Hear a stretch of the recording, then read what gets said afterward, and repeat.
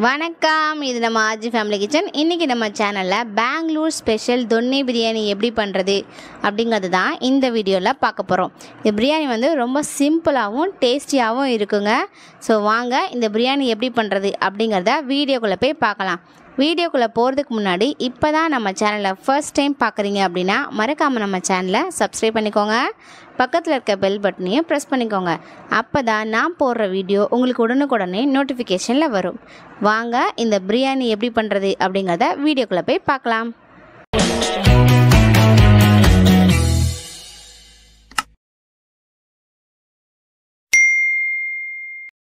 Bangalore style donne biryani பண்ணுறதுக்காக நான் 1/2 kg அளவு சிக்கன் எடுத்து பிரியாணிக்கு தகுந்த மாதிரி பெரிய பெரிய பீஸாக கட் பண்ணி வாஷ் பண்ணி எடுத்து வச்சுருக்கேன். இப்போது இந்த சிக்கனில் வந்து நம்ம கொஞ்சம் மசாலாஸ்லாம் சேர்த்து நல்லா பெதறிக்க போகிறோம்.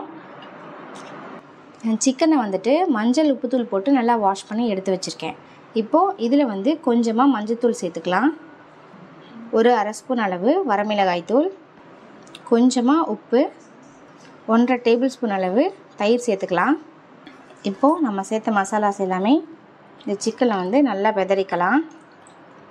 சிக்கனோட எல்லா சைடும் படுற மாதிரி நல்லா பெதறிக்கலாம்.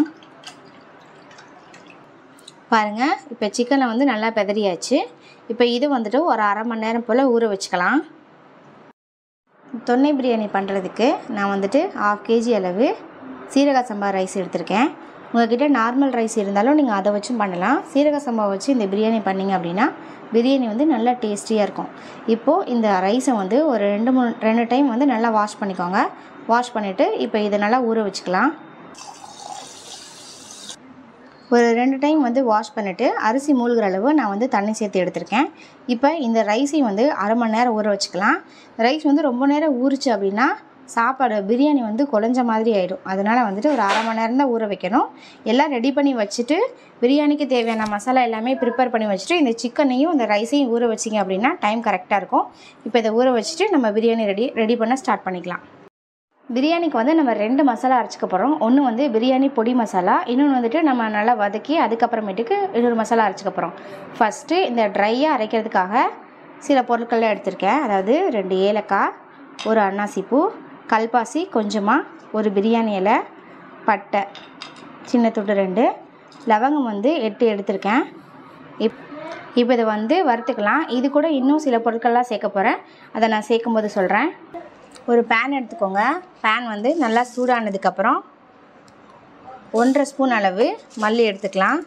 நான் வந்து சின்ன ஸ்பூனில் எடுத்தேன், அதனால் 1.5 ஸ்பூனில் எடுத்துக்கிட்டேன். நீங்கள் கொஞ்சம் பெரிய ஸ்பூனில் எடுத்திங்கன்னா 1 ஸ்பூனே சரியாக இருக்கும். வரமல்லி சேர்த்ததுக்கப்புறம் 1.5 ஸ்பூன் அளவு சோம்பு சேர்த்துக்கலாம், 1 ஸ்பூன் அளவு சீரகம், இதுலேயும் மிளகு வந்து 1.5 ஸ்பூன் சேர்த்துக்கலாம். ஃபைனலாக இதில் ஒரே ஒரு மிளகாய் சேர்த்துக்கலாம். அதுக்கப்புறமா நம்ம எடுத்து வச்சுருந்தோம் இல்லைங்களா, இந்த பட்டை, கிராம்பு, கல்பாசி, பிரியாணி இலையெல்லாம் இருக்குல்ல, அதெல்லாம் இதில் சேர்த்துக்கலாம். சேர்த்துட்டு அடுப்பை வந்து மீடியம் டு லோ ஃப்ளேமில் வச்சுட்டு ஒரு 3 நிமிஷம் நல்லா வறுத்துக்கோங்க. இதே மாதிரி பிரியாணி மசாலா பொடி ரெடி பண்ணி அதுக்கப்புறம் இந்த மசாலாவை பிரியாணியில் சேர்த்து பிரியாணி செஞ்சு பாருங்கள். டேஸ்ட்டு அட்டகாசமாக இருக்கும். பாருங்கள், நம்ம சேர்த்த எல்லா பொருட்களையுமே நல்லாவே வறுத்தாச்சு. இது வறுபட ஆரம்பித்தோடனே நமக்கு நல்ல ஒரு வாசம் வரும். அப்படி வந்துச்சு அப்படின்னாலே வறுபட்டுருச்சு அப்படின்னு அர்த்தம். இப்போ இதை வந்து ஒரு பிளேட்டுக்கு மாற்றிக்கலாம். இப்போ இதை வந்து நல்லா ஆற வச்சு பொடி பண்ணி எடுத்துக்கலாம். பிரியாணிக்கு வந்து ஒரு மசாலா பேஸ்ட் ரெடி பண்ண போகிறோம். அதுக்காக ஒரே 1 ஸ்பூன் அளவு மட்டும் ஆயில் சேர்த்துக்கோங்க.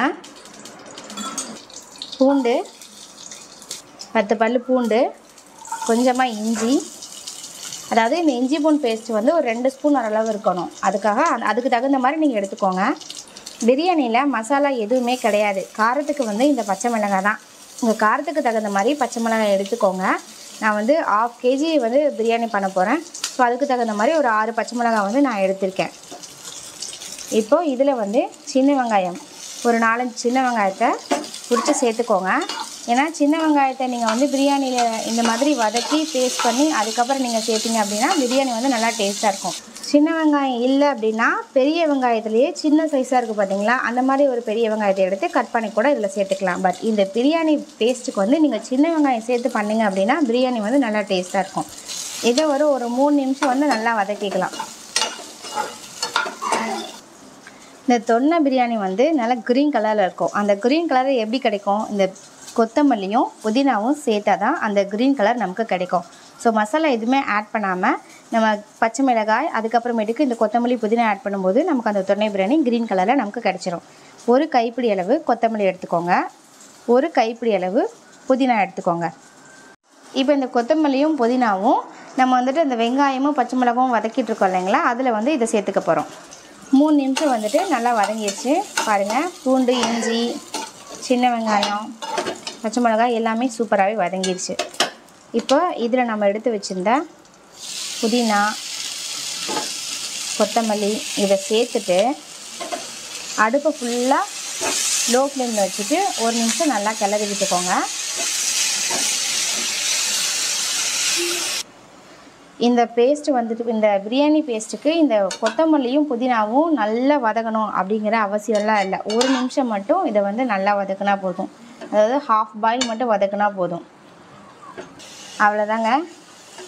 கொத்தமல்லி புதினாலாம் இந்த அளவு வதங்கினா போதும். இப்போ இதையும் நல்லா ஆற வச்சு இதையும் நல்லா ஃபைன் பேஸ்ட்டாக அரைச்சிக்கலாம். பிரியாணி பண்ணுறதுக்கு பாத்திரம் வச்சுக்கோங்க. அதில் வந்து ஒரு 2 டேபிள் ஸ்பூன் அளவு ஆயில் சேர்த்துக்கலாம். கூடவே 2 டீஸ்பூன் அளவு நெய் சேர்த்துக்கலாம். ஆயில் சூடாயிடுச்சு. ஒரு ஏலக்காய், சின்ன துண்டு பட்டை, ஒரு சின்ன ஸ்டார் பூ, சாதி பத்திரி இருக்குது பார்த்தீங்களா, அது ஒரு சின்ன பீஸ் தான், ஒரு பிரியாணி இலை, 4 கிராம்பு, இது கூடவே கொஞ்சமாக சோம்பு சேர்த்து இது 1 நிமிஷம் நல்லா வதக்கிக்கலாம். ஒரு பெரிய வெங்காயத்தை பொடியை நறுக்கி எடுத்து வச்சுருக்கேன், அதை இது கூட சேர்த்துக்கலாம். பிரியாணிக்கு வந்துட்டு வெங்காயம் வந்து நல்லா பொன்னிறமாக வதங்கினா பிரியாணி வந்து நல்லா டேஸ்ட்டாக இருக்கும். இப்போ இந்த வெங்காயத்தை வந்து நல்லா பொன்னிறமாக வர வரைக்கும் வதக்கிக்கலாம். அடுப்பை ஹை ஃப்ளேமில் வச்சுக்கோங்க. ஹை ஃப்ளேம்லேயும் மீடியம் ஃப்ளேம்லேயும் வச்சுட்டு இதை நல்லா வதக்கிக்கோங்க. பிரியாணிக்கு வெங்காயம் வந்து நல்லா பொன்னிறமாக வதங்குச்சு அப்படின்னா பிரியாணி வந்து நல்லா டேஸ்ட்டாக இருக்கும். பாருங்கள், வெங்காயம் வந்து நல்லா பொன்னிறமாக வதங்கிருச்சு. இதுக்கப்புறம் இதில் வந்து நம்ம ஒரு மீடியம் சைஸ் தக்காளியை வந்துட்டு நல்லா பேஸ்ட்டாக அரைச்சி எடுத்து வச்சுருக்கேன், அதை இதை கூட சேர்த்துக்க போகிறேன். அடுப்பை ஹை ஃப்ளேமில் வச்சுக்கிட்டு இந்த தக்காளியோட பச்சை வாசனை போகிற அளவுக்கு ஒரு 3 நிமிஷம் நல்லா வதக்கிக்கலாம். தக்காளி ஒரு 3 நிமிஷம் நல்லா வதக்குனதுக்கப்புறம் நம்ம அரைச்சி வச்சுருந்தேன் இந்த க்ரீன் பேஸ்ட்டை இது கூட சேர்த்துக்கலாம். இப்போ இதை ஒரு கிளறி விட்டுக்கலாம். ஒரு 1 நிமிஷம் மட்டும் நல்லா கிளறி விட்டுக்கோங்க. பாருங்கள், சிக்கன் வந்து ஒரு 1/2 அன் ஹவர் வந்து நல்லா ஊறிடுச்சு. இப்போ இந்த சிக்கனையும் நம்ம அந்த மசாலா கூட சேர்த்துக்க போகிறோம். இப்போ இந்த சிக்கன் வந்து மசாலாவோட எல்லா சைடும் படுற மாதிரி நல்லா பெதறி விட்டுக்கலாம். அடுப்பை ஹை ஃப்ளேமில் வச்சுட்டு ஒரு 5 நிமிஷம் இதை நல்லா வதக்கிக்கோங்க. இப்போது இது கூட நம்ம அரைச்சி வச்சுருந்த இந்த பிரியாணி மசாலாவை பாதி அளவு மட்டும் நம்ம சேர்த்துக்கலாம். சேர்த்துட்டு அதுக்கப்புறமே நம்ம ஃபைனலாக டேஸ்ட் பார்த்துட்டு எதுவும் பத்தலை அப்படின்னா மட்டும் மீதி மசாலாவை சேர்த்துக்கலாம். இப்போ பிரியாணிக்கு தேவையான அளவு உப்பு சேர்த்துக்கலாம். நம்ம முதலையே சிக்கன்லேயே உப்பு சேர்த்துருக்கோம். ஸோ உப்பு சேர்க்கும் போது மட்டும் பார்த்து சேர்த்துக்கோங்க. உப்பு சேர்த்ததுக்கப்புறம் நல்லா கிளறி விட்டுட்டு அடுப்பை மீடியம் ஃப்ளேமில் வச்சுக்கிட்டு மூடி போட்டு மூடுங்க. ஒரு 5 நிமிஷம் வந்து குக் ஆகட்டும். தண்ணி எதுவும் சேர்க்க வேணாம். இடைக்கு நல்லா கிளறி விட்டுக்கோங்க. நம்ம சேர்த்த மசாலாவோட பச்சை வாசனை எல்லாம் போயிட்டு பாருங்கள், எண்ணெய் நல்லா திரிஞ்சு வந்துருச்சு. இப்போ இந்த ஸ்டேஜில் பிரியாணிக்கு தேவையான அளவு நம்ம தண்ணி சேர்த்துக்கலாம். பிரியாணிக்கு தேவையான அளவு நம்ம தண்ணி சேர்த்துக்க போகிறோம். எனக்கு வந்து அரிசி பார்த்திங்க அப்படின்னா இந்த உலக்கில் 2 உலக்கு அரிசி வந்துச்சு. 1 உலக்குக்கு 1.5 உலக்கு நம்ம தண்ணி சேர்க்கணும். அப்போ 2 உலக்குக்கு 3 உலக்கு அளவு நம்ம தண்ணி சேர்த்துக்கலாம். நம்ம அரிசி ஊற வச்சோம் இல்லைங்களா, அந்த தண்ணியே எனக்கு 1 உலக்கு இருக்குது. 3 சிந்து அளவு தண்ணி சேர்த்துட்டு நல்லா கிளறி விட்டுக்கோங்க.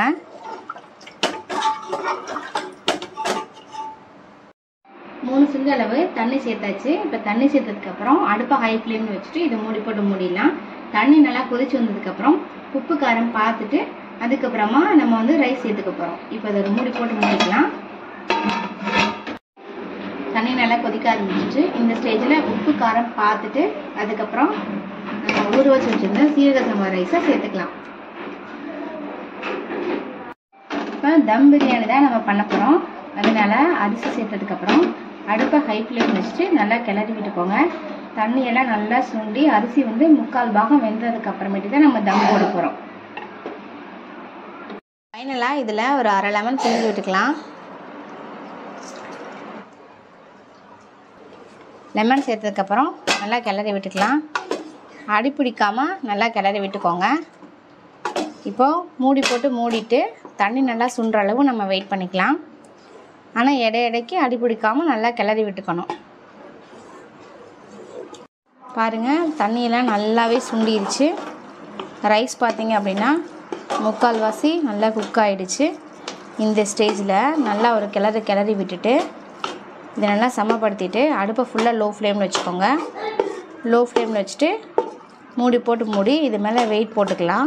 வெயிட் போட்டு ஒரு 20 நிமிஷம் அப்படியே தம்லே விட்டிங்கன்னா சூப்பராகவே தொன்னை பிரியாணி ரெடி ஆயிடும். அவ்வளோதாங்க, அப்படியே மூடி போட்டு மூடிடலாம். இது மேலே வெயிட் வச்சுக்கலாம். இப்போ 20 நிமிஷம் வந்து தம்லே இருந்துச்சு அப்படின்னா பிரியாணி ரெடி ஆயிடும். பாருங்கள், 20 நிமிஷம் தம்மில் விட்டு 10 நிமிஷம் அப்படியே அடுப்பை ஆஃப் பண்ணி ஒரு 10 நிமிஷம் தம்மில் விட்டு எடுத்தாச்சு. பிரியாணி சூப்பராகவே ரெடி ஆயிடுச்சு. பாருங்க, கொலையும் இல்லை, சிக்கனும் வந்து நல்லா வெந்திருக்கு. இப்போ அதை நல்லா கிளறி விட்டுக்கலாம். ஃபுல்லாகவே சூப்பராகவே வெந்திருக்கு.